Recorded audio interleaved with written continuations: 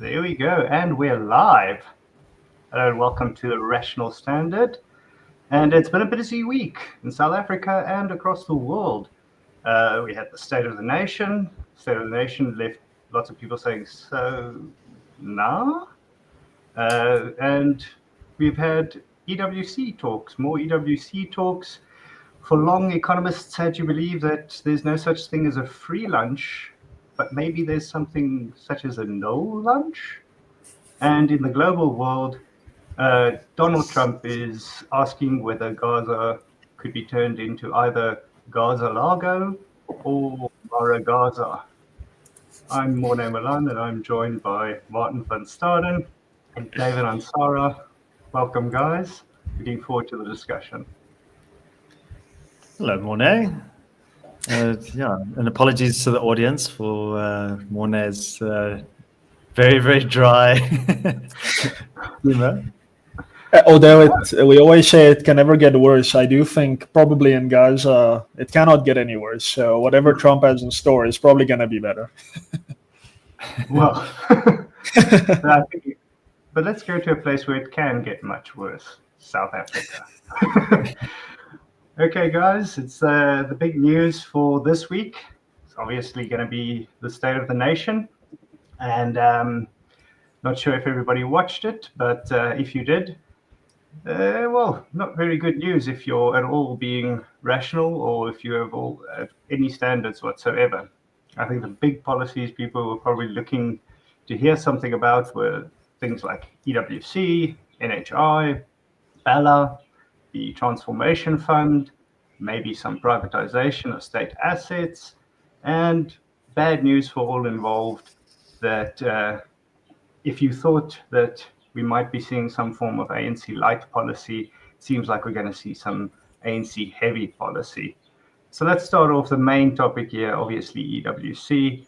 Martin, there's been plenty of developments since the last time we spoke.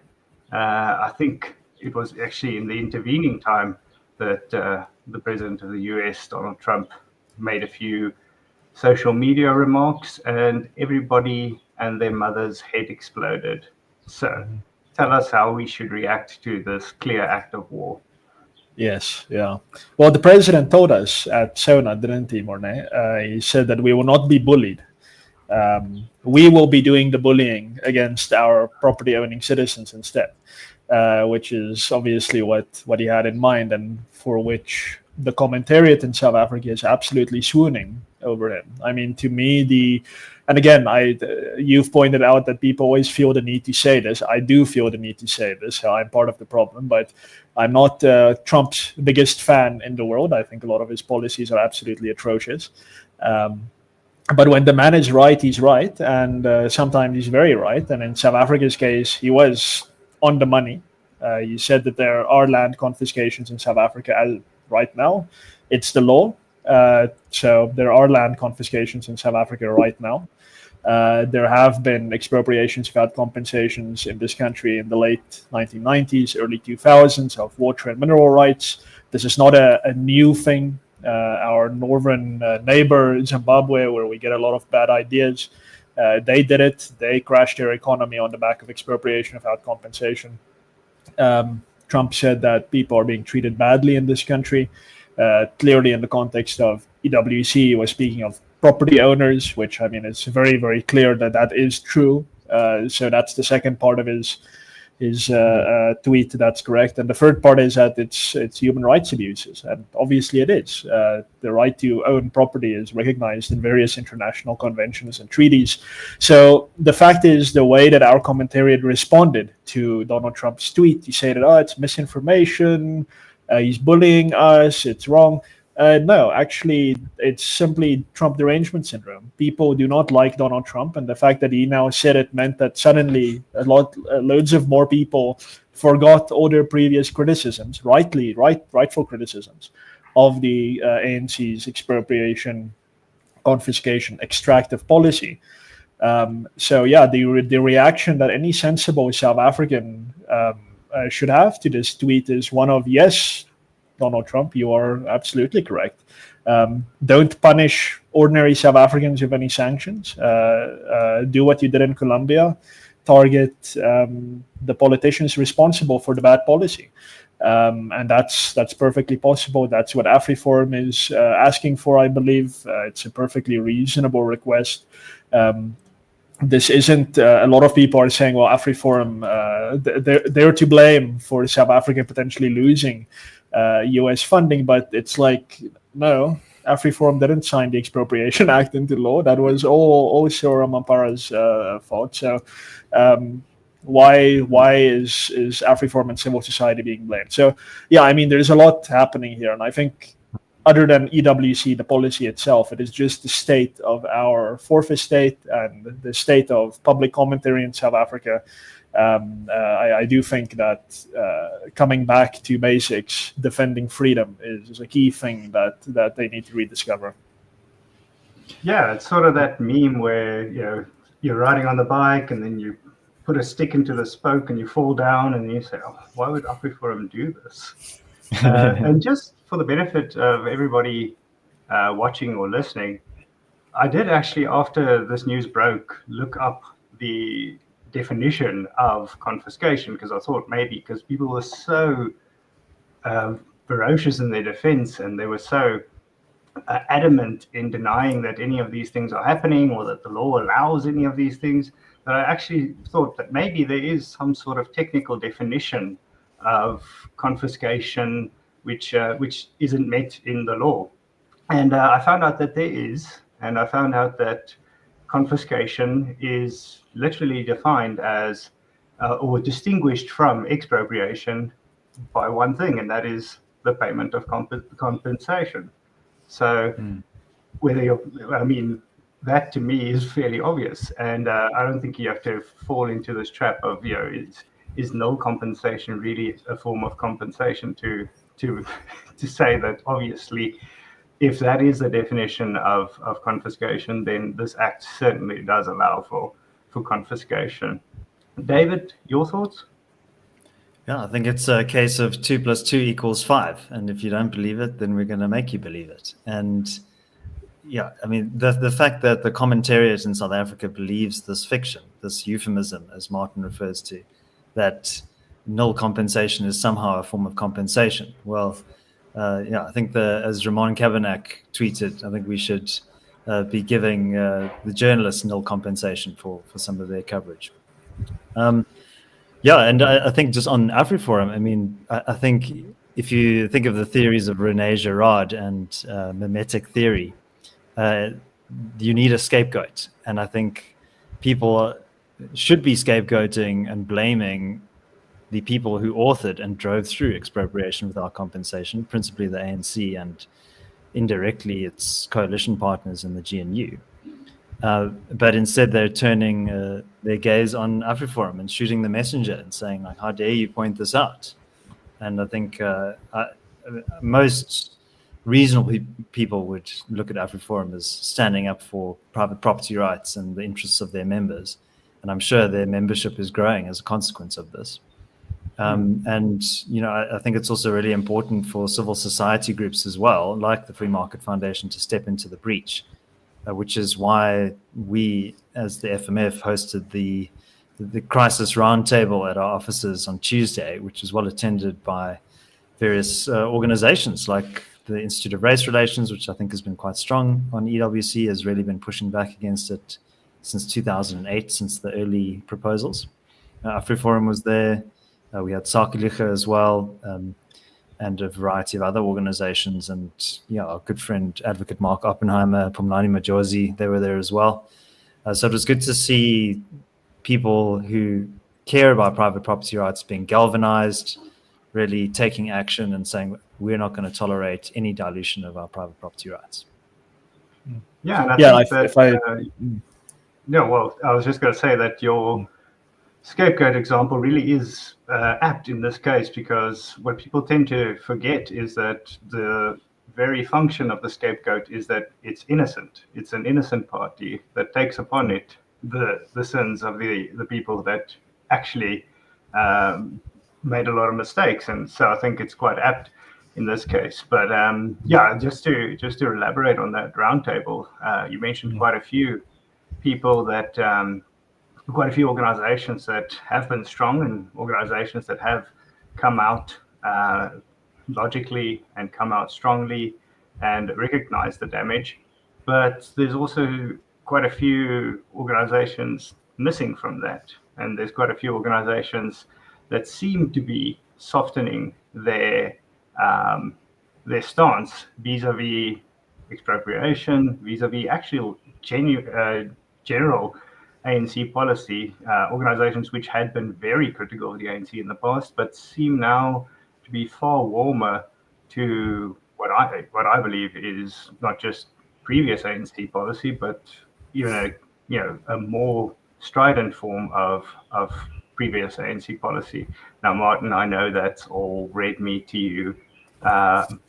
Feel free to take it away, and feel free to lay into them, because they definitely deserve it, don't they? Yeah, I mean, look, you say it's a strident form of ANC policy, but it's worse than that. It's ANC ideology. It goes beyond simply saying, well, okay, there's this policy, it's kind of law of the land now, so we'll kind of defer to this kind of being the status quo. But no, so let's kind of rewind a little bit.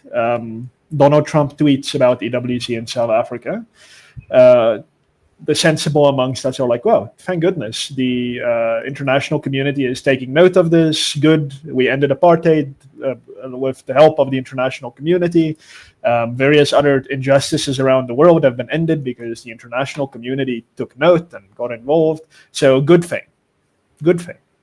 But now, the Democratic Alliance and others, of course, in the GNU, who have been against EWC, immediately say, no, Orange Man bad.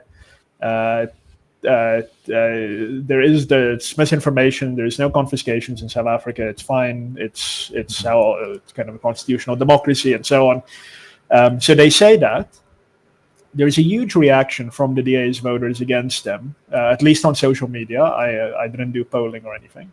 And obviously that hit a nerve, because within a day, the DA put out a stronger statement. Let's leave it at kind of, it's a stronger statement against the EWC, still taking it to court. They still believe it's unconstitutional. They still believe private property rights are the bedrock of a functional economy.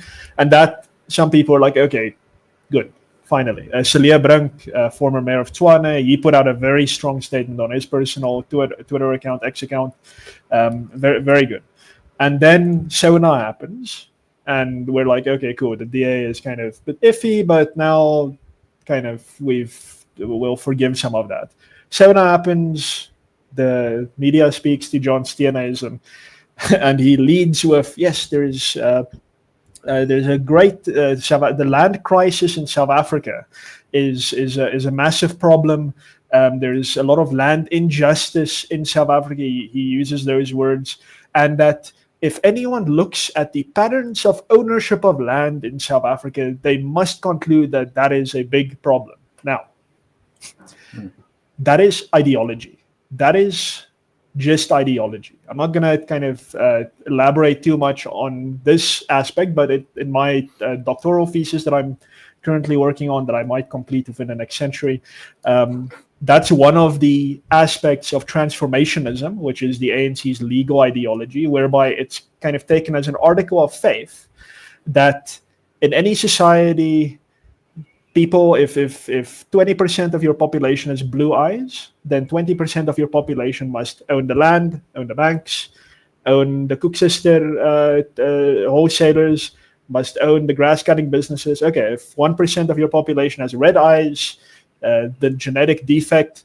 then they must also own 1% of the land. I mean, that's ideology. There's no real economist out there or sociologist out there who says economy must be divvied up according to each demographic characteristic that an individual might possess. So that is simply ANC ideology start to finish, and it is being repeated by the federal leader of the Democratic Alliance as if it is written law. And again, now the DA is back in this iffy place of, do we or don't we actually support the state playing this micromanaging central role in who must own what, and how if they feel a bit pale, then they can't own the property anymore. If they get a nice tan, then they may own property. Like, that's not something that a liberal party should ever even be engaging with. The liberal sound kind of sheet is the individual has a transcendent entitlement to own property, and it doesn't matter how they look, how they feel, what they believe, they may own property. The state has no role to play in these little scientific formulas kind of divvying up land. That's just silly. No liberal should be saying that, and yet here we are. So yeah, I said this on X. The DA, certainly the Freedom Front, the Patriotic Alliance as well, which has been anti-EWC and pro-EWC at different times. You need to decide whether you are a party of national government, which is the big thing, or whether you actually stand against the disastrous policies of the national government, which everywhere they are tried bring about humanitarian disasters that lead to famine and massive immigration of populations out of the country. We don't need to look further than Zimbabwe to see exactly how this turns out. So there's a choice to be made here. Are you a party of national government, or are you a party that stands up for private property rights? Yeah, well, I think it's actually, it's going to sound weird to say it, but I think it's actually worse than how you're painting it, Martin. I mean, the comments after Sona were that, and I'd like to remind everyone of all the things I mentioned earlier. It's the NHI is definitely on the table. EWC is not going anywhere. The Bala Act here to stay. State-owned entities will all stay state-owned, and the Transformation Fund, we're going forward with that. The DA's reaction to that has been. DA policies were front and center in the State of the Nation address. So it's quite a bit worse than just being iffy. It's actually now devolving into a situation where it's very difficult to distinguish between the two parties. And I think you've put it well there by saying, have you completely lost your identity such that you are now just a national party, and you are now just, as the GNU basically subsumed every other distinction between the political parties. And just on that point about the representativity, that every single institution has to perfectly represent the demographics of the whole of society. I think it's worse than just saying that no economist believes it. They actually. Well, maybe there are almost certainly economists that do believe it, but on the whole, I think it's just, and the reason why you call it ideology is because it's so contrary to reality. It's this weird mindset where there isn't a single institution or a single space or a single, there's nothing in the world that is perfectly represented. Or that perfectly represents the demography of a society. And everybody's sort of treating this outlier of perfect representativity as though that's the natural course of events, that if we deviate from that, there's something artificial happening, and there has to be some form of discrimination. But that's the norm. The norm is that different institutions will be represented in different ways. And it's weird that we're taking that norm and treating it as an aberration, and to serve this ideal that has never ever taken place anywhere in the world. And I've completely forgotten what the next point was that I was going to make. Well, I mean, does anybody have a problem with Bafana being all black? I mean, I think what they care about is, do the football players score goals? That's the measure of their success. Mm. So I don't think every institution needs to be demographically representative. But I think Staden is right to say there's a land injustice happening in South Africa, because the government that he is part of is trying to expropriate land without compensation. And all of these commentators and journalists are saying, well, this is standard stuff internationally. All governments have expropriation legislation. And they're right, but they miss out the key factor, which is that those governments pay you when they expropriate your land. If they're building a highway through your farm, or a train track or a power line or something like that. And market-based compensation, and also I would argue above market-based compensation should be the norm, because it's against your will. Maybe you were making a long-term speculative bet on that property.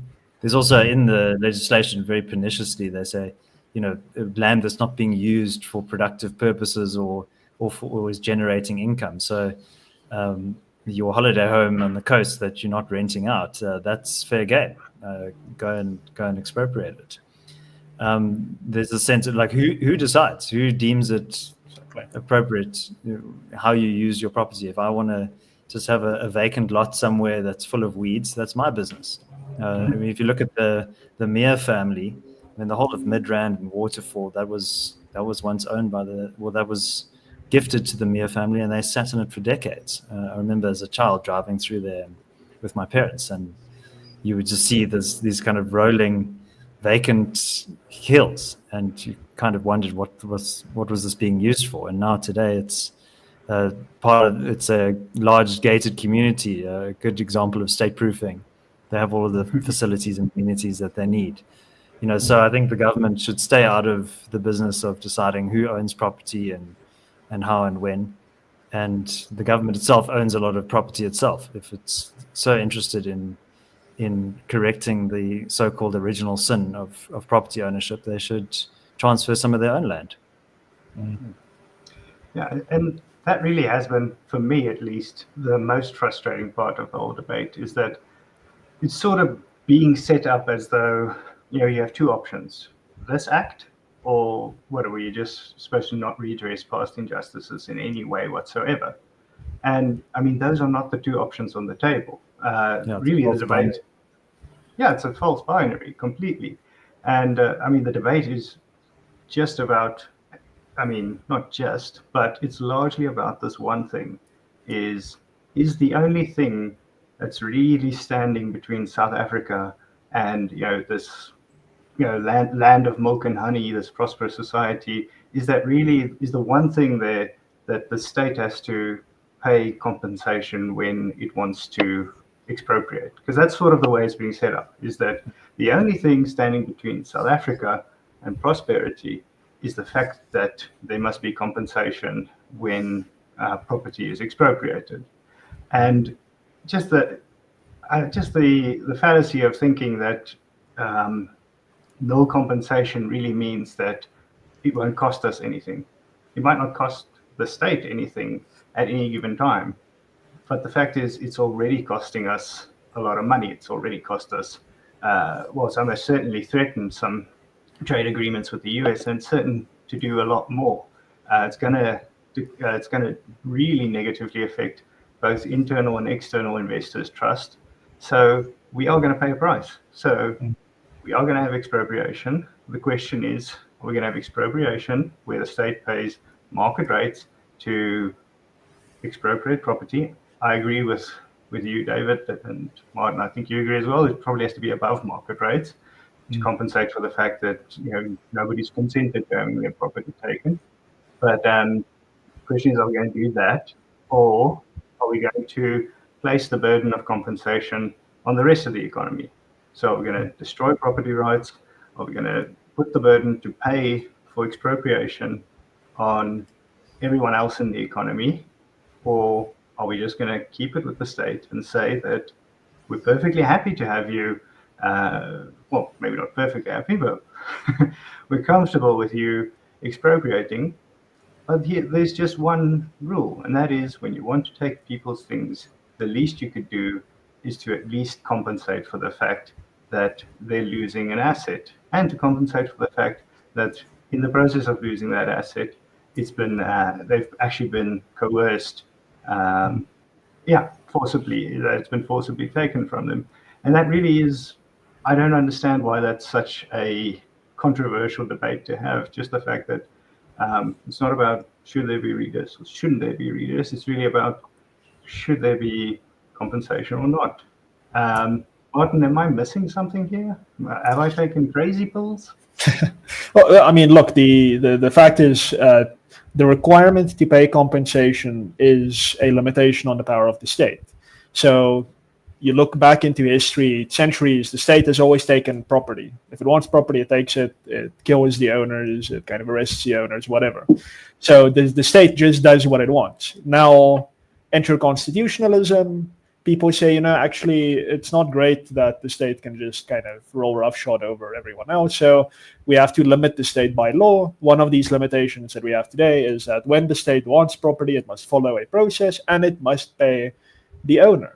Now, the reason why we have this situation where it's specifically South Africans, I mean, no one else in the world finds this to be kind of odd, but South Africans are like, but why must we pay compensation for stolen property? I mean, this property was taken from someone 400 years ago, and now they want us to pay compensation? That's bizarre.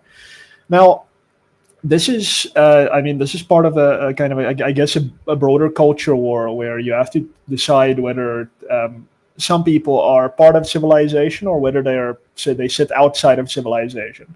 And I think people who merge people with other people from 400 years ago just because of how they might look, they cannot be part of civilization. The fact is that people who, as we sit here right now, own property in this country that might have been taken unlawfully, or not unlawfully, but unjustly, 400 years ago, 300 years ago, 200 years ago, they do not know, because not everyone has time to go sift through libraries of books and government gazettes from old colonies to see which land might have been taken at what point. No one does that. You go, you see a piece of property is for sale, you buy it. In good faith, now it's yours. You have done nothing wrong. You are innocent. Now, that does not mean that we do not believe in restitution. That does not mean that the Constitution is wrong for saying that there must be restitution. Of course, there must be restitution. But there's a process. The process is, if you have a reason to believe that you are entitled to a specific piece of property somewhere because your ancestors were put off that property, that's great. Then you go, you find the evidence, and the evidence exists. Apartheid South Africa was an unjust system, but it wasn't the Nazis who shredded the documents in April of 1994 to hide the evidence. I've seen the government gazettes. They are available online from at least 1910, showing when property was expropriated. The evidence is there, okay? It's there. Go to court, show this property is actually mine, prove it on the balance of probabilities. Great, the court says, cool, it's your property. We speak to the current owner and say, hey, geez, this is very unfortunate. You have done nothing wrong. You're not guilty of any crime. There's no wrongdoing. Your existence is not a crime. You have done nothing wrong. But it is actually this guy's property. So here's payment for the property from the state, which is the aggressor that took the property 400 years ago. Here's compensation. And because we're disrupting you and you did nothing wrong and you didn't decide to sell this, here's Sulatium, payment for disruption, market value plus. Cool, you're happy, you leave, we give this guy his property back. That is justice. That is how you do redress in a society without destroying the economy and without destroying, as I said, civilization itself. But if you say that, well, you've benefited from some past injustice, therefore you are absolute trash and you must receive nothing. In fact, you must receive punishment. Then, yeah, that's not how you build a functional society. Because, and I hate to break this to many of the people who might disagree with me, but all of us are beneficiaries of past injustice in some way or another. We are beneficiaries of current injustice. This is a Honor phone, my cell phone. It's from the People's Republic of China. I know that there was injustice that went into the making of this phone. I'm a beneficiary of this phone. And we are allies, very close allies with the People's Republic of China. And they give us lots of goodies. So all South Africans, look at GATVOL cars on our streets. They're everywhere. Wonderful cars. We are all beneficiaries of past injustice. We all drink water from piping that the Romans built on the back of slave labor. We're all beneficiaries of past injustice. That is life, ladies and gentlemen. That is how the world works. And since the advent of liberalism and of constitutionalism, that is when we decided, hey, let's try and stop the injustice as far as we can. And that is why ultimately you pay compensation when you expropriate property. We can't meet a past injustice with a new injustice, or well, we can, but we shouldn't, and that we have to break the cycle at some stage. I'd just like to say that I'm not an ally of China, even though Martin is apparently.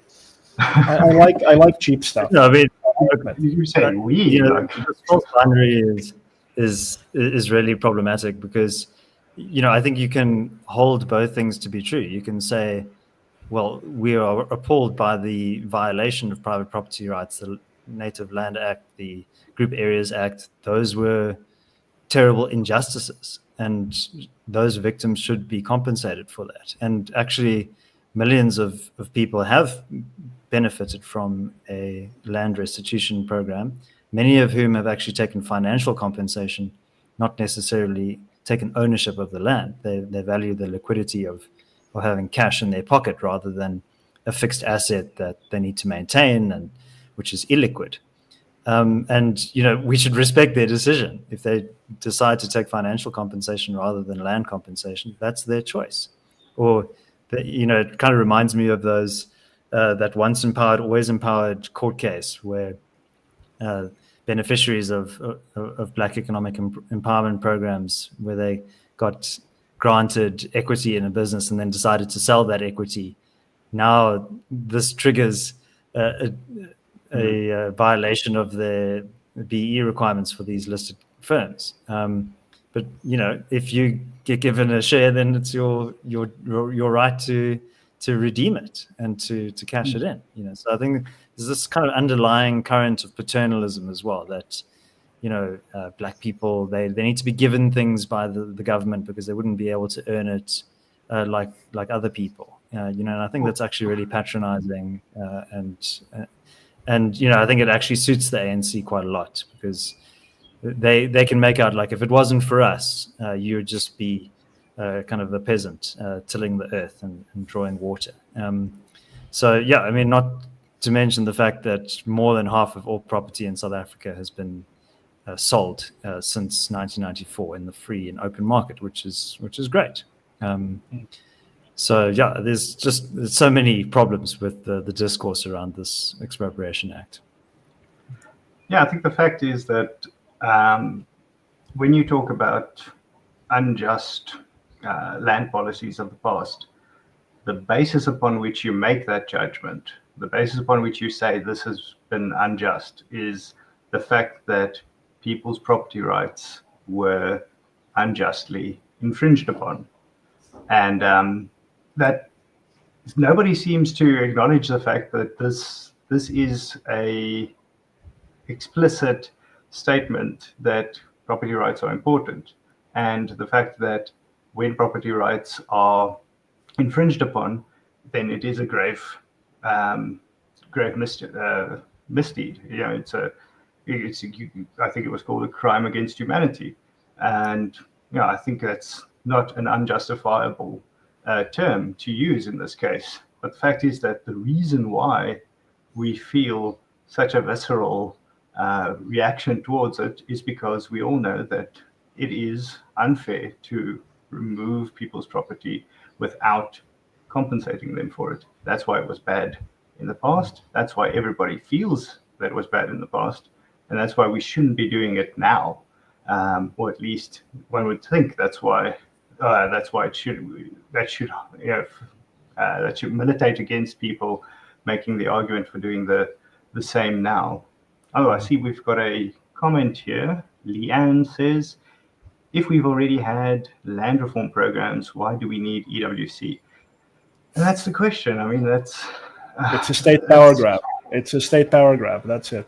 Yeah, I mean, a different version of that question that I've also asked is, you know, why, if land reform is the main issue here, and if it really is, you know, lies at the very core of our constitutional democracy, why don't we just allocate a larger budget to it? Why don't we just say, okay, this is clearly a very high priority for the government, and I'm sure for some citizens. So let's, just go gangbusters. Let's throw a bunch of money into these programs and make sure that this can happen as quickly as possible. Whether people want compensation or what would it be? It's financial compensation, or whether they want the actual land back.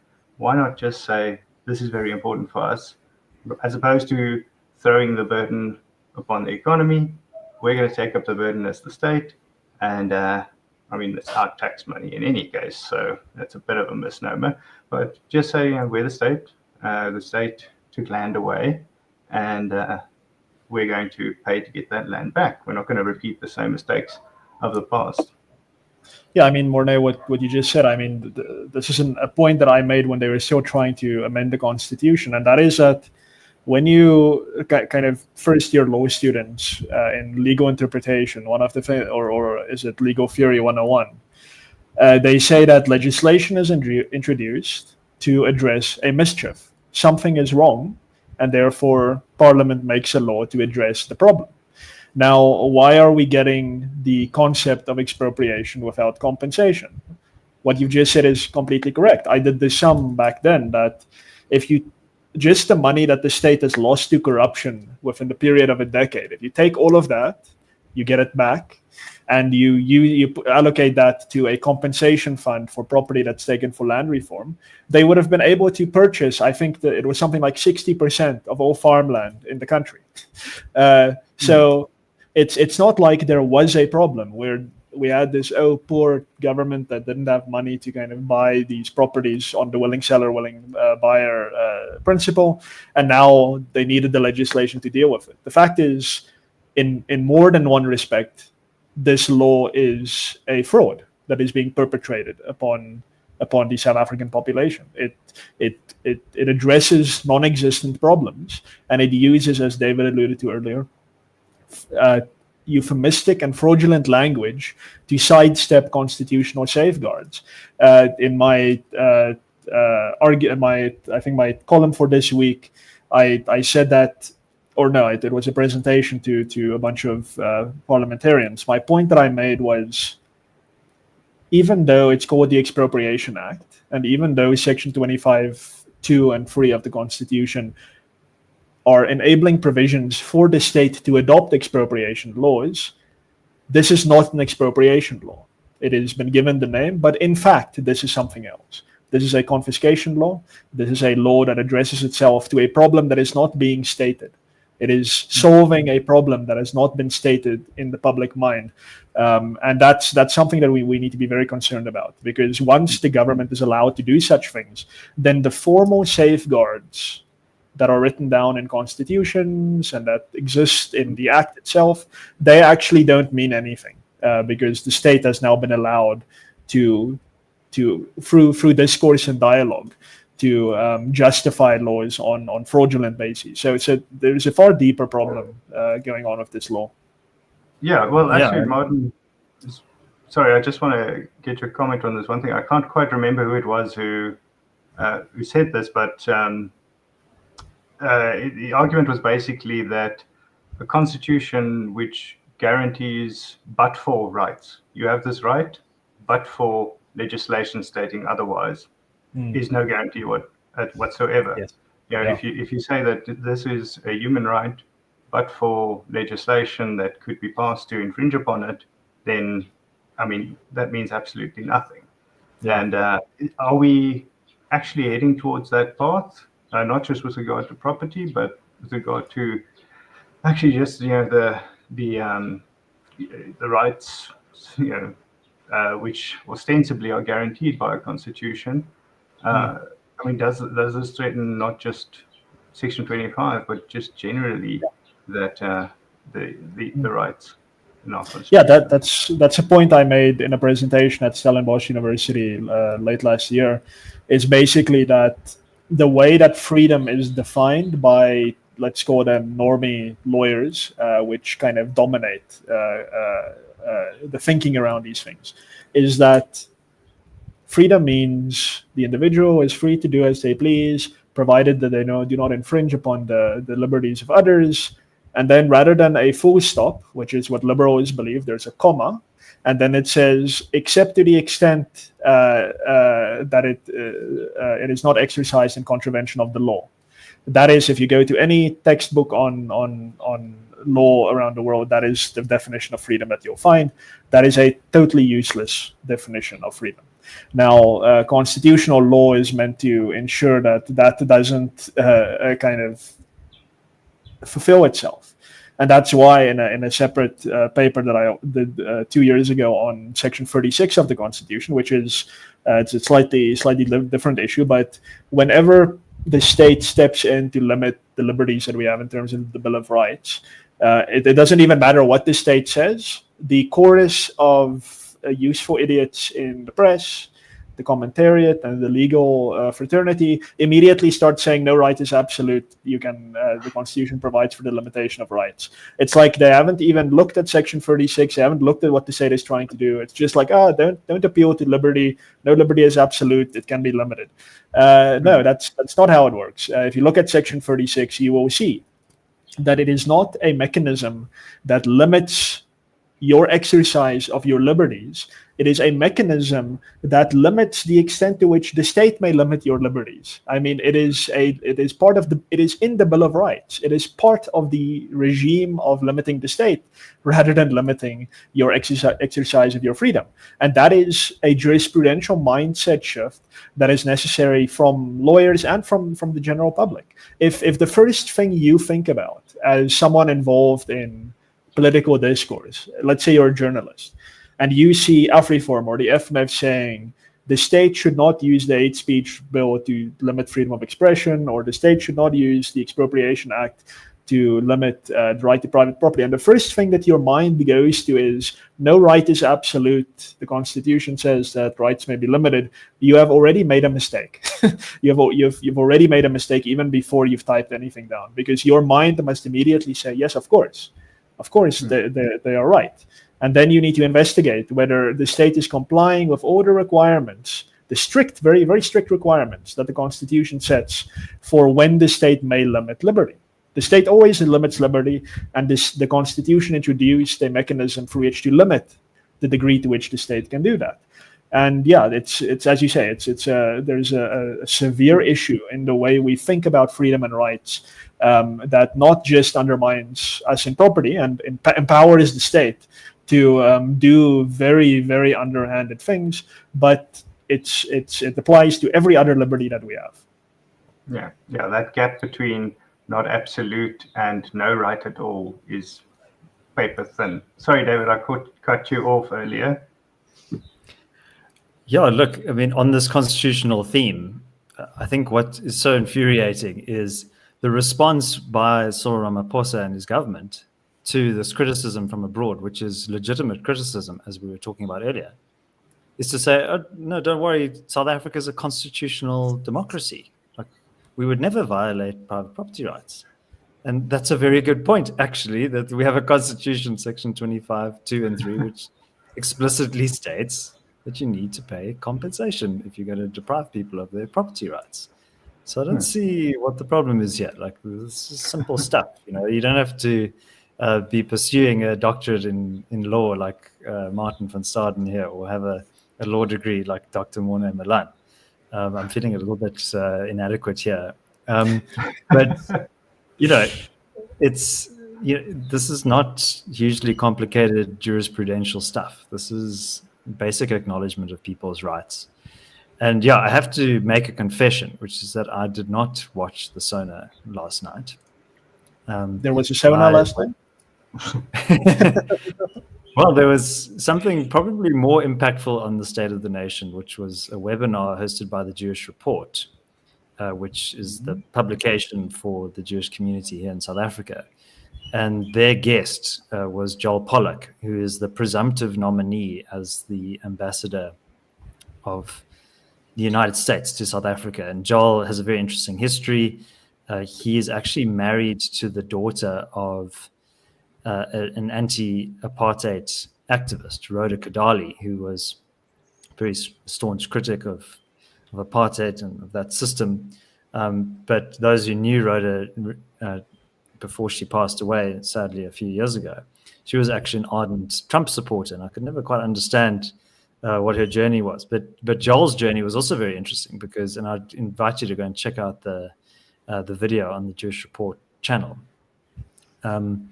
And he was born in South Africa, grew up in the United States, spent a lot of time as a young adult here, got involved in left-wing activism and politics. But Damascus Road conversion occurred when he attended the anti-racism summit in Durban. I think it was in 2001, just before 9/11. And he saw on display the gratuitous symbols of anti-Semitism. And this was an agenda that was very explicitly driven. There were flags and banners with Star of David with blood dripping from it. And he asked one of his editors, he said, this is a bit of a diversion, so just indulge me.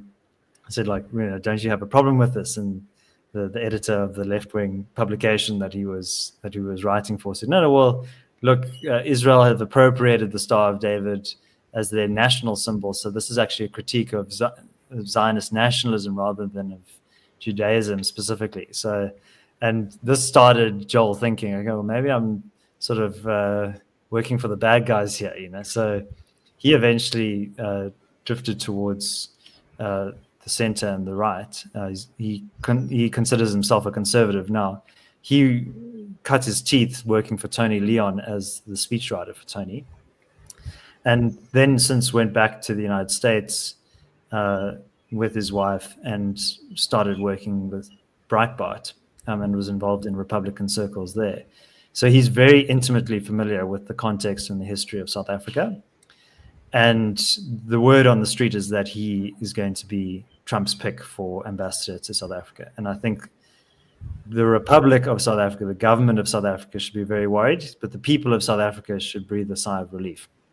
And he is unambiguous. He's saying South Africa for too long has tried to play both sides, is cozying up to the United States as enemies, Iran foremost among them. It's indulging China.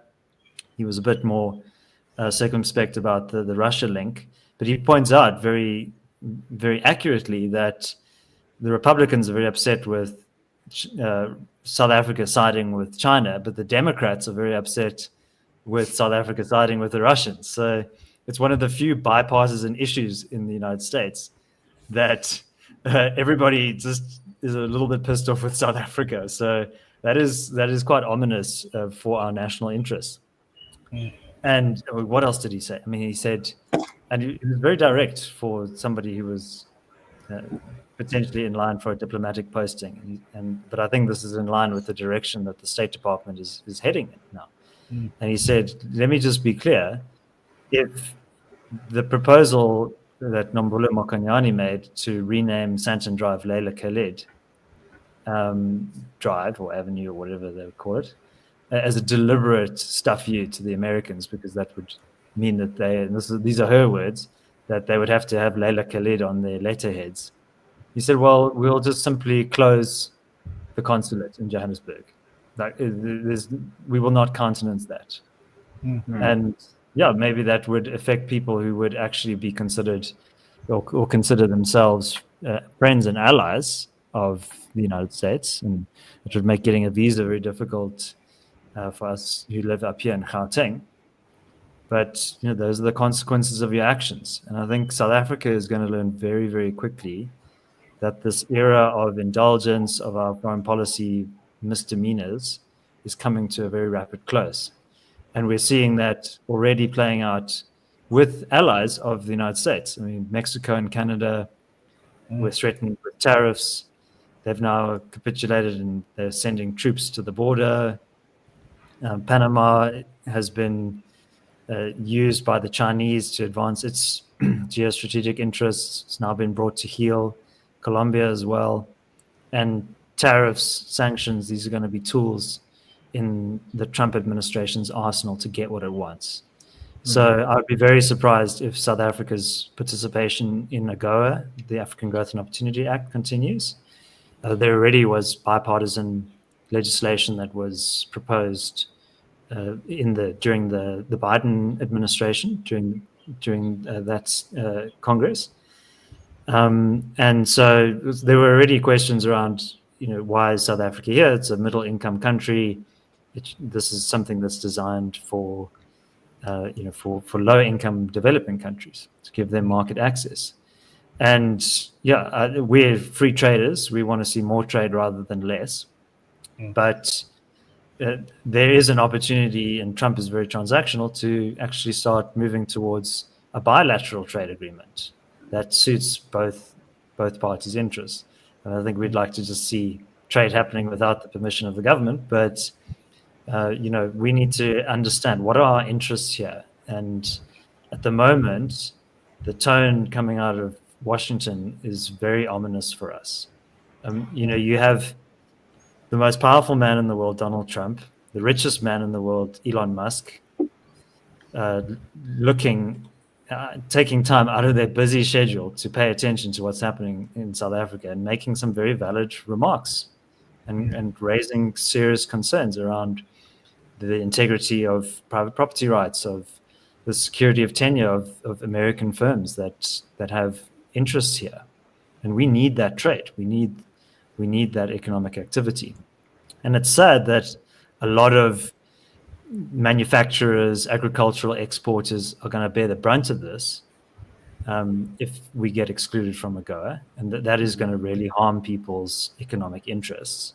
But then they need to turn to the government and say, you are responsible for this. It's not our fault. And start pushing back and using this opportunity. And I'm very sorry, but the DA has missed a golden opportunity here. That Trump and Musk, this is ammo that Trump and Musk have given us. The DA should be using that, but they're too keen to appease their partners in the government. So, I think we need to actually get really serious. There is a wave of shit coming at South Africa, and it's going to really affect us. And we need to start playing nice very soon. Yeah, but David, I wonder, to what extent do you think it really does give us ammo, or it does give ostensibly more liberal people, ammo to attack these policies? Because it feels to me, and I'm not sure whether it's just a feature of it being Donald Trump and Elon Musk, or whether it really would have applied to any foreign nation that's criticizing policy. But it seems to me like it's almost, reinforced a kind of, obstinance on the part of South African people, where, it almost seems like it's given ammo to the ANC to say that, now we're really going to do it. So I wonder, is it the fact that it's the US? Is it the fact that it's just the US? Is it will it change if other nations also start to criticize? And is it really positive? Because to me, at this stage, I can't really work it out. Yes, it would definitely have a severe economic impact, but so far it seems like that's an impact which our politicians are willing to to take. What's that Shrek line where King Farquaad says, "Many of you will die, but that's a sacrifice I'm willing to make." It feels like we've got sort of the policy equivalent of that, where we're going to lose a lot of trade, but that's a sacrifice we're willing to make. And so yeah, I'm just wondering, is it really a opportunity, or has it only really hardened the opposition to reform? Yeah, look, I think a lot of people probably have a reflex to say, "Oh, we don't want foreigners telling us what to do in our own country." And I think if you look at the polling globally, Trump is actually quite popular in South Africa. Majority of South Africans polled in South Africa express positive sentiment. I think it was something like 53%. I can't remember the source of the poll.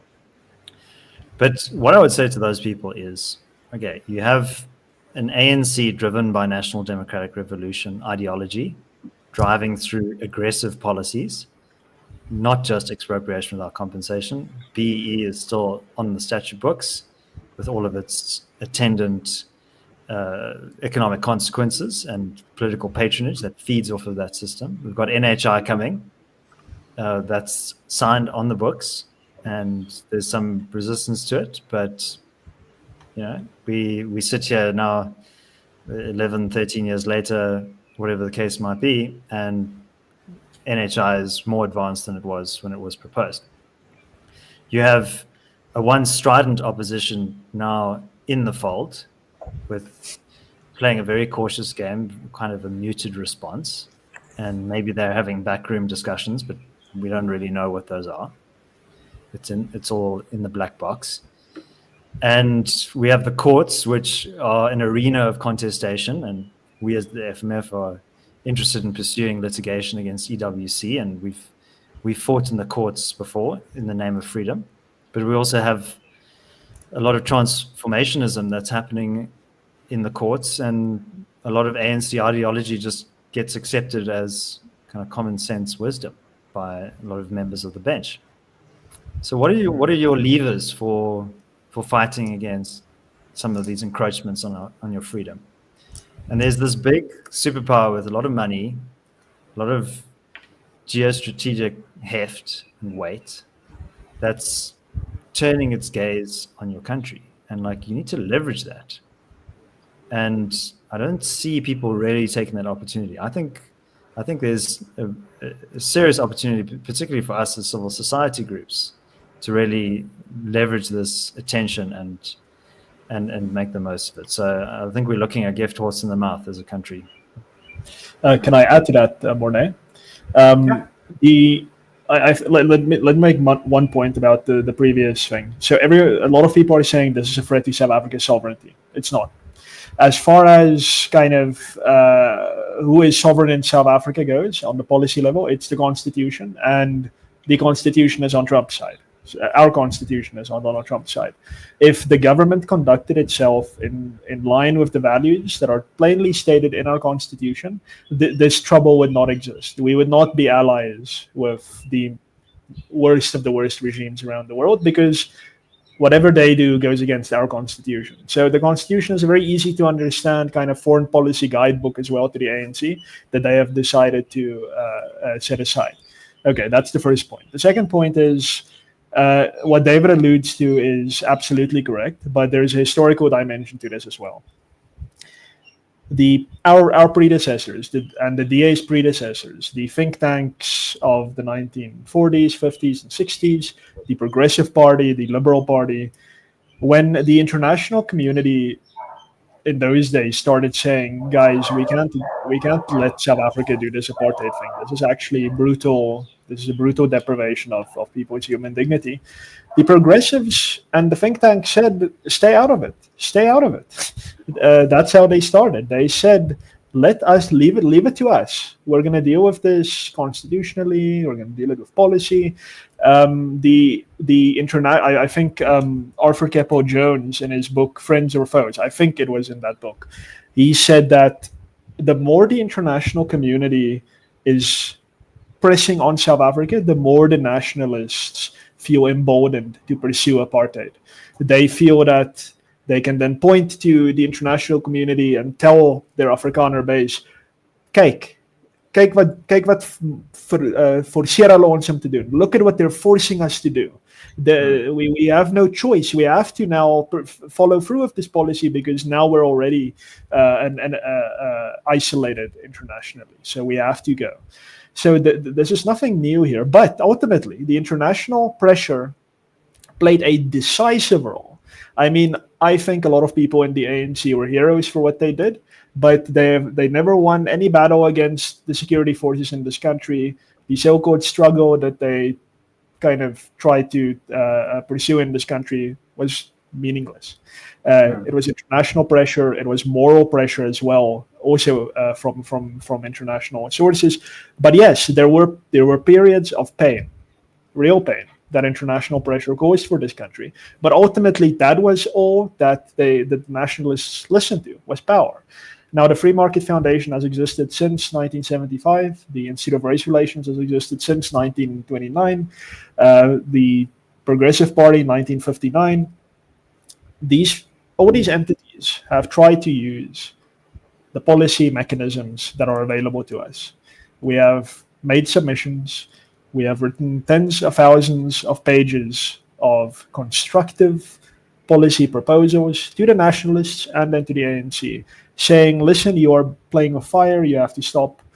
And virtually at every turn, there are exceptions, and it's important to be aware of those.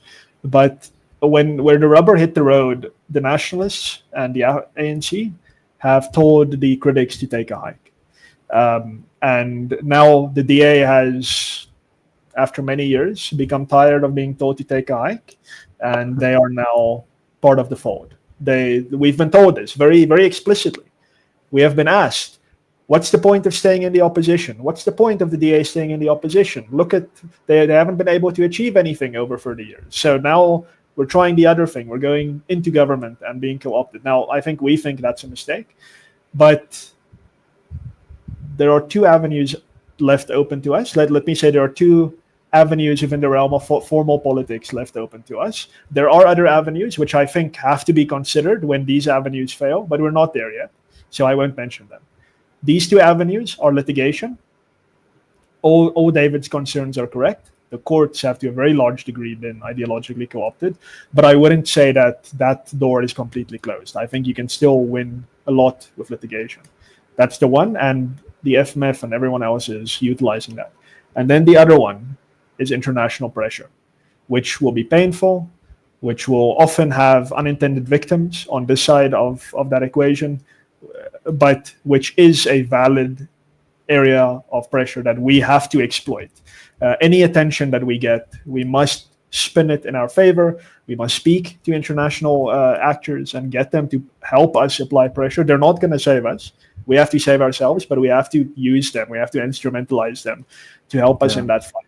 These are the two formal ways of change that remain open to us. We're still going to do the policy thing. We're still going to do the political thing. But that has shown itself really, ultimately, to not work. So these are the two things we need to do, even though it might be painful. What do you think of, speaking of the progressives, I mean, Helen Suzman's argument during the 1970s and 80s was sanctions against South Africa actually end up harming people on the ground. So if you're going to say, oh, we're going to boycott Ford or General Motors, and now all of these black workers in the Eastern Cape, now they're going to be out of work, and that's actually going to harm black people in the name of actually helping them. I mean, the DA's statement, they said, we don't want ordinary South Africans to suffer the consequences of these actions, which I think is valid. And, we mentioned the agricultural exporters and the manufacturers, for example. There's a lot of jobs on the line, a lot of livelihoods. So we shouldn't be glib about that. But, we still need to exercise the leverage and the pressure. What do you chaps think? Do you think that there's a bit of a risk that we're overlooking here? Well, I think there is definitely a risk. I'm just not always sure to what extent those things can be separated from one another. I think people maybe overstate the extent to which you can really have measures or sanctions that are so finely tuned that they target only politicians and don't harm citizens whatsoever. The only thing I will say is that sanctions are almost always a means by which to say we're not going to trade with another country. And given the fact that that is an extremely dangerous thing and an extremely damaging thing for any economy, we should not have a minister that wants to sanction his own country by saying, let's not export our minerals to the US, because that is in effect just sanctioning yourself and saying, let's not trade, because apparently that's that's a good thing. So that's the one thing. The other thing is, I think people. So we can't get our minerals out of the ground anymore because we've put a 26% BE equity requirement on any new mining activity. So we don't even have that strategic advantage anymore. And don't be surprised if the US just innovates around some of these challenges. And I mean, the United States also has such an abundance of natural resources. Joel Pollack yesterday was saying, like there's been a huge lithium discovery in Arkansas, which is only really famous for being the birthplace of Bill Clinton and also the home of Walmart. But now this scarce strategic mineral that is used for a whole lot of electronics and so on, they now have deposits of that. So anyway, that's a bit of a sidebar, but you should just be careful about playing some of these cards. Do you think the minister will be putting a halt on Hayes Nile exports to the United States? No, there's no way. I think if he does, then it'll be so disastrous. And I think somebody must have said that to him. One thing that we haven't talked about is the public discourse. We talked about litigation, and we talked about international pressure. We haven't really mentioned what it is, as I suppose we're to some extent doing right now, and to what extent you could use the media, whether that be traditional or alternative, to also force a kind of change in policy. And it's also just listening to Martin sketching those parallels between our current situation and the end of apartheid. It's also quite ironic that something like News 24, which is owned by Naspers, I mean, it's their role in attacking international criticism against government policy is almost one-to-one exactly the same. So don't ever criticize our government. No, they're perfect and they've never done anything wrong. It's quite ironic, but I mean, clearly, I think it did have a huge impact in the past. Is there still a space for that in the present? Is there still a space for attempting to change enough people's minds, enough people's hearts, such that government is almost forced to change the path that it's on? I would say yes, but in a completely different way than how it's been done up to now. I think it's not about changing enough people's minds, but rather changing the right people's minds. I think the attempt to convince the whole of the country that EWC is a bad thing is simply, it's a non-starter. I think that the amount of people who simply do not care and will not care is overwhelmingly large. And the degree to which you waste time trying to speak to those people, which I must say a lot of time by a lot of organizations is being wasted on trying to speak to those people, that must be stopped. That's a completely useless thing to do. So that's one thing. You must decide who are the people who we need to convince. Now, from our perspective, I would say that's people who actually do own property, in this case, and people who feel that up to now the government has been making a pig's breakfast of public policy. That is a small number of people, but this is an activated group of people, or it's an activatable group of people who can give money to these causes, who can add to kind of the pressure that the ANC feel is very kind of resolutely, often with its balance of forces paradigm. You have to try and find those people and speak to those people. And I think that is what this podcast to some degree does. That is what Morning Shot, for instance, with Byron does. I'm sure we disagree on a lot of things, but the number of views that he gets, for instance, on just one show, I think is far larger than what some of these traditional media outlets get. Even if their numbers are larger, his would be targeted and ours is targeted. And I would say that is kind of the new model that has to be adopted. I was saying before the show that imagine if X or Twitter didn't exist, or it was still kind of politically captured to some degree. You would sit in South Africa now after Donald Trump's post on Truth Social, thinking that everyone is in favor of EWC, because if you look at all the traditional media, they were just all condemning Trump and saying, "Oh, we're a constitutional democracy and everything's fine, don't panic." All the normies are saying these things. And it's just because these other platforms existed. It's because YouTube is relatively open and X is very open that we saw that, geez, actually the DA got in trouble for its equivocal stance. Actually, people are pissed about what's happening. So yes, these other platforms have to be utilized to their fullest degree, I think, to appeal to people. Although what I said earlier, I think still applies, and that is that litigation and international pressure really will be the determining factors here. I don't think a populist uprising against EWC is on the cards. So I would rather use public discourse, public pressure to feed into litigation, feed into international pressure, and to some degree eventually feed into a potential political solution, which again I think is completely off the table now. But as a long-term project, certainly a big part of it. Why do you think it's off the table? Well, we just had an election, and for at least for the next 5 years, we have a thoroughly co-opted political, at least as far as the parties are divided now.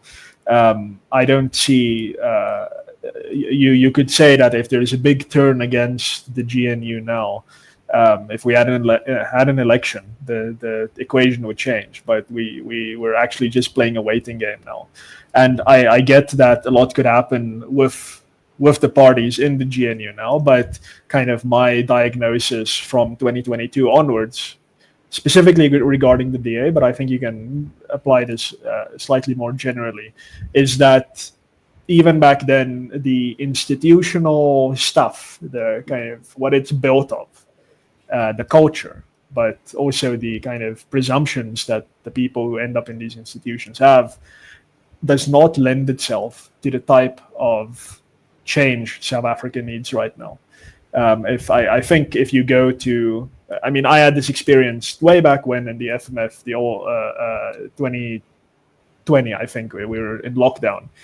We spoke to, let's say, nudge, nudge, wink, wink, a very big business representative association in South Africa. And we said, so we were talking about the expropriation bill, not about the constitutional amendment. And we said, listen, we want a simple thing, close the list. The list that says you can expropriate for these reasons and others. We just said, take out the and others and limit it to these reasons.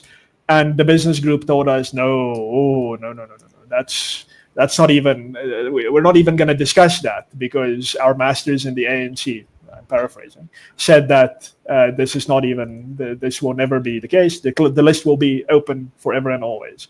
And this is the type of response you get from what I would say is currently the political, even among the opposition, because this was a business group. It's not like this was some Marxist-Leninist group. Even amongst the opposition, there is this status quo bias, David, that you often point to. Even it might not be explicit. These people might say we oppose all the policies of the ANC, but implicitly they buy into a lot of the logic that currently is bringing South Africa down to its knees. So I don't think the political solution is currently availing itself at all. I think we in the think tank world, we in civil society, AfriForum certainly plays a big role in this solidarity, the IRR. We have a big role to play in creating the conditions that make a political solution viable. I think we're not quite there yet. So now we have to focus on litigation, international pressure, I would say, and this public discourse to feed into those things. Yeah, so something I would say is I often describe the GNU as an elite compact. I think we often warned about this temptation towards consensus seeking, and I think big business has played a role in that. So people often see like the CEO's Forum or Business for South Africa, BUSA, these multilateral forums as being, oh, the private sector's coming in and they're bringing their expertise and they're going to have good management and they're going to solve the myriad problems that are affecting South Africa. But actually, there is this risk of co-option, and there's no discussion around the policy framework. That's verboten. It's just about we must just help them implement better. But these are damaging policies, so you actually don't want to implement them better. And I think the United States example is really telling here. And I think for many years, there was an elite compact there as well. The Biden administration years, I think, were a perfect exemplar of this. There was rampant wokeism, and there was this axis between academia, the embedded bureaucracy around the state, and also the media establishment. And I mean, you saw it play out with the commentary around Biden as well, that no, he's sharp as a tack. He's great. Everything's fine. He's going to be the nominee. And then suddenly, when it was very clear to everyone, except for the media, they were the last ones to kind of have an awakening of common sense. So then they changed tack. Anyway, this is one example, but I think the Trump movement is more than just this kind of loud personality who's disrupting things. It's actually a triumph of the counter elites. And the counter elites are like the Silicon Valley bros who suddenly started moving towards Trump after being harassed by the Biden administration. Crypto and AI innovators were being suppressed. So they put their considerable resources and platforms behind some of the Trump campaign. We saw this dissenting wave of people coming out against it. And I think South Africa might be in a similar moment. And I think a lot of people saw the GNU as, oh, okay, well, now we've got these other players, the opposition coming into the government, and they're going to hold them to account from the inside. And that's why I think there was a lot of enthusiasm around the GNU. It's like, actually, we're going to have a real check and a balance against some of these aggressive policies. But now, 6-7 months later, we're looking at a situation where actually all of these crazy radical socialist policies like NHI and EWC are now being driven forward. But the counter elites are the ones that we're trying to cultivate, I think. So it's not, when you say you're not interested in speaking to the masses, it's not necessarily the case. It's the intelligent layperson that we're after, the person who gets intuitively and deeply that there's something remiss when the government says, oh, we're going to expropriate property for nil compensation, and don't worry, that's a form of compensation. Any person with common sense just knows that that's a falsehood, but you wouldn't know it reading News 24 or some other kind of publication. You'd think that this is all perfectly fine. So I think that there's a reckoning coming in South Africa. I think the institutional framework that has been established since 1994 is, I think, one of the last spasms. But change happens gradually and then suddenly, and I think it's hard to determine what that looks like in the future. But watch the space. Yeah, and David, I think we are sort of heading up to the end of the pod, but we have to, before we close things off, we have to, in the same vein of the public discourse, of the battle of ideas, of reaching out to the masses, but also to this elite. We've got a brilliant piece of communications from the Department of Health, which I think that just shows you what we're up against in this war. Here we have a video on the value of NHI. I'd like everybody to see, although I'm scared that they might be completely convinced. Yeah, I think it's extremely compelling political communication.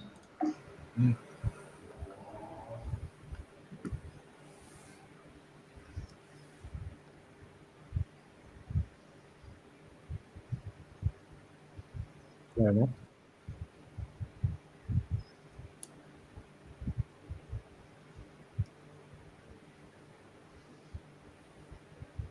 Yeah. Can't argue with that. Yeah, I see there is no sound, but luckily the subtitles did show up. No sound. Not on our end. Yeah, no, I thought that it might have been audible to the viewers, but someone said that there was no sound, but there were subtitles, and when I first saw it, I was like, "This is whoever commissioned this video is a great parody artist, because this is the way you defeat NHI."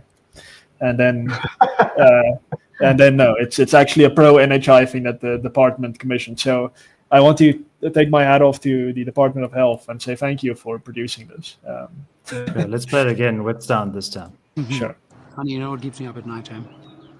It's the rising cost of medical aid with less cover. Maybe the NHI will be the solution. Oof, I don't know. NHI, some communist. That's where you're wrong. Japan, Norway, Canada, Britain, and many other civilized countries have some version of NHI. Oh, no, I think you're right. NHI is our answer for quality healthcare for all of us. Mm-hmm. Even you, my man. What does that last comment mean? Even you, my babe. Yeah, That's clear whether it's What the is he baby or saying the- about his wife? Like even his wife deserves NHI. I think it's because she's pregnant. Which I really Yeah, think- ordinarily pregnant people do not deserve kind of healthcare, but now that he's been convinced by NHI, now, yeah. Yeah, yeah. It's just that has any conversation similar to that one ever taken place in the history of humanity? We saw this sounds Yeah. awful. No, Up other until where countries he's- have done it. Up Okay, until where he well, says it's communist, yes, I've had that conversation a few times, and yeah, up until that moment, he's the video is perfectly accurate. It's like, yeah, it does sound a bit communist because it is a bit communist, and I think Maybe we that's should where, cut it there. yeah, But yeah, I mean, up until that point, it was quite based. I was like, look at this guy. He's like this buff gym bro eating a strawberry. You're strong. And, he's like, damn, I hate those communist policies. Unless there's another country that's tried it before. yeah. I Also, mean, this, yeah, a civilized country. Yes, Yeah. no, that's the key point. Yeah, that's also the weird thing. And just by the way, in case it wasn't clear to the viewers, this is a advert paid for by the department, paid for by our tax monies. And I mean, is there any other policy where the ANC feels, okay, we couldn't really find a BRICS country that has it, and we couldn't really find a non-Western or there's someone in the global South. We should use as an example is if Britain, Norway, Canada, if they're doing it, then that's obviously a policy we should be following. it's surprising that we didn't mention South Africa's potentially our closest ally in the world, which is Cuba, where one of our colleagues from the Free Market Foundation, GATVOL, was recently on holiday, and they couldn't get Panados, paracetamol, in the state-dominated pharmacies, and that's my babe. know. That's a form of Seems a bit NHI. communist. So, yeah, it does seem a bit communist, and it's they mention the richest countries in the world as their example is of, hey, NHI works, yippee.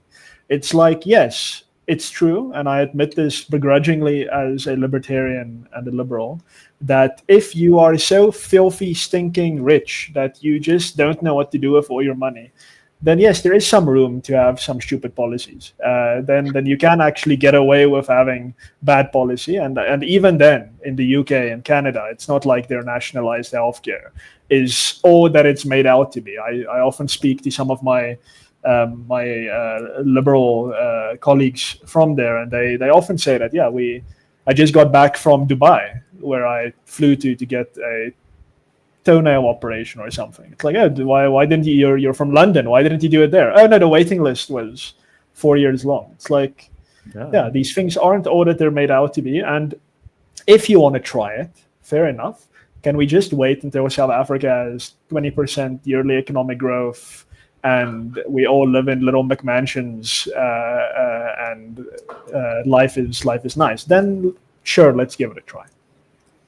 This guy seems very persuadable. He needs to find his core values, like he started off so based, and then his wife said, no, it's NHI, it's fine. He's like, okay. Yeah. Well, I guess he wants peace in the household. He's probably quietly planning, like, how's he going to get to Mauritius when NHI gets implemented so he can get his root canal surgery done? Yeah. Yeah, it's just like I look forward to seeing a video on bread lines. Seems a bit communist. Oh. I think this screenshot should just be our advertisement on our next billboard against the NHI. NHI seems a bit communist. Because it is. Absolutely. Yeah. No, it's interesting that the Department of Health went there. I mean, it's like, that's why I thought this was a parody. It's like, oh yeah, it seems a bit communist. Like, yeah, good. Yeah, that's a good way to make fun of it because it's true. But you think that Aaron Motsoaledi and his department actually realized that there's a proposal has a severe ideological deficiency? I must say I'm a little bit proud of them for Martin, you misunderstand. It's about universal healthcare. Yeah, no, I mean that's all agree is a noble ambition.